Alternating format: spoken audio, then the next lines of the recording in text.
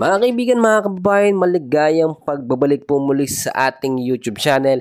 So, i-update ko po muli kayo sa lagay ng ating panahon ngayong June 27, 2025. Bali, araw na po ng Biyernes. But before that, huwag mo munang kakalimutan na mag-like and subscribe at pa-hit na rin ng notification bell. Napaka-importante niyan. Maraming salamat po sa kasalukuyan ho. Wala ho tayong bagyo na minomonitor sa loob ng ating Philippine Area of Responsibility. Pero take note, ipapaalala ko lamang, meron tayong panibago na naman na low pressure area na minomonitor pero hindi nasa loob, bagos ito nasa labas ng ating Philippine Area of Responsibility. At ngayon kung titignan natin, ito nga pong low pressure area na ito ay meron pong lokasyon ngayon na 1,935 kilometers east of southeastern Luzon. At nasa low chance po ito na maging isang ganap na tropical depression or mahinang bagyo within the next 24 to 48 hours. At wala po itong direktang epekto sa loob ng ating bansa. At kung titignan nyo sa ating forecast radar mga kaibigan, meron pa rin tayong tropical depression na minomonitor. Lumabas pa rin kasi sa monitor natin ito. Ito po yung nakaraan na high chance na maging isang ganap na bagyo. Pero nung naging mahinang bagyo siya or tropical depression, ay nasa labas naman na ng PAR. So hindi pa rin natin ito may consider na si Bagyong Bising nga po mga kaibigan. At kung titignan nyo, ang pinakalokasyon naman itong tropical depression na ito na nasa labas ng PAR ay meron pong layo na 1,205 kilometers west of extreme northern Luzon. Hindi nakakaapekto yung extension ng kanyang hangin sa ilang bahagi ng ating bansa. Bagkos sa nakakaapekto ngayon sa ilang parte ng ating bansa ay ito nga pong southwest monsoon at hanging habagat. So ngayon, sasabihin ko sa inyo, ipapaalala ko lamang, may mga lugar pa rin po tayo na apektado ng habagat at ng mga localized thunderstorm. Balikan natin yung LPA na yan at tropical depression. Dito muna tayo sa tinatawag natin na forecast weather condition. Kung titignan natin, sa area po ng Mindanao, kasama na dyan ang Western Visayas, Negros Island Region, Pangasinan, Zambales, Bataan, Palawan, Occidental Mindoro, kasama na po dyan ang Oriental Mindoro. Ang weather condition po sa mga lugar na yan, cloudy skies with scattered rains and thunderstorm dahil po sa southwest monsoon. So yung impact po nito ay posibleng pagbabaha sa mababang lugar at landslide sa mga landslide prone area kapag nagkaroon po ng moderate to heavy rains tumatagal minsan ng 2 hanggang 3 oras.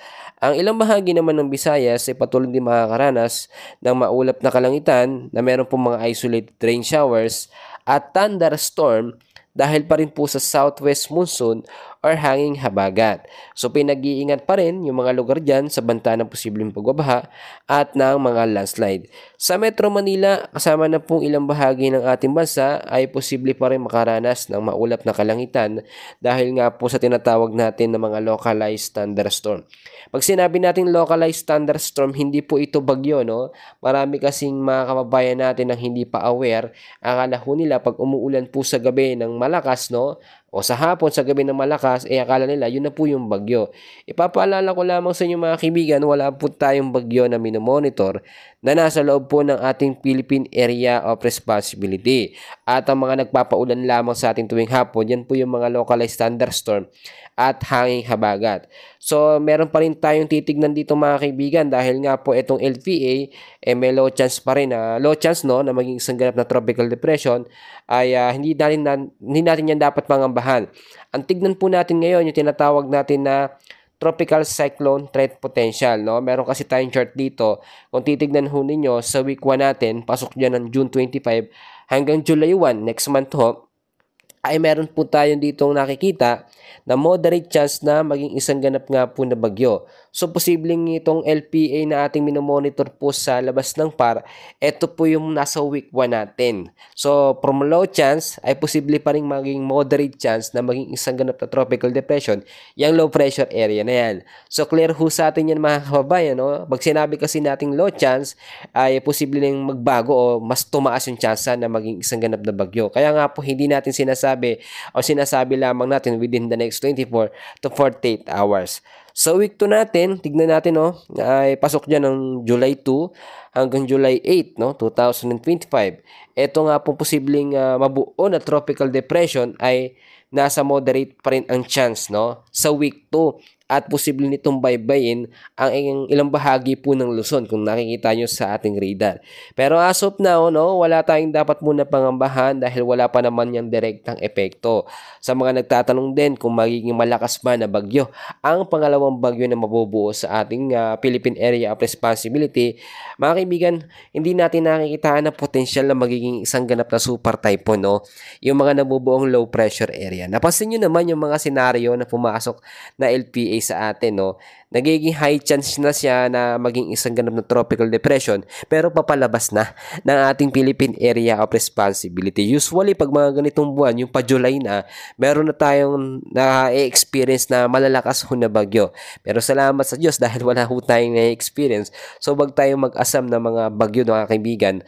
Ang gusto lang naman natin, makaranas ng mga pag-uulan dulot po ng mga southwest monsoon, hangin habagat, no, o yung mga localized thunderstorm. Pag bagyo kasi ibang epekto po yan, no, ibang usapan yan, malakas po yan. Kaya ito, no, rainy season tayo, tag-ulan pa rin tayo hanggang ngayon. Pinapaalala ko sa inyo, unang-una, lagi ho tayong maging updated sa lagay ng ating panahon. So ugaliin nyo, no, na makinig ho ng ating update. Kahit makinig lang kayo sa sinasabi ko, napaka-importante na po nun. So pangalawa, mga kaibigan, mga kababayan, ay wag tayong labas ng labas, no? Kapag may mga pagtapon ng pag-uulan sa hapon at sa gabi, yung mga papasok sa eskwela, mga uwi, ugaliin po magdala ng payong jacket, kapote. Panlaban ho yan sa mga biglaang pumbugso ng mga pag-uulan. At pangatlo natin, no, mag-safety tayo ng pagkain, no? Mag-imbak tayo. Yung kasya lamang na tatagal lang 2 hanggang 3 araw kung sakaling may mga bagyo, no? Unti-untiin natin, ugaliin ho natin yung ganong style para hindi tayo labas ng labas, bili ng bili, tas umuulan, dudulot yun, posible tayong magkasakit. So mga kababayan, no, ngayon, yan muna ang update natin sa lagay ng ating panahon. And please, makikiusap po muli ako ng isang like and subscribe. And then, pahit na rin po ng notification bell. Maraming salamat po.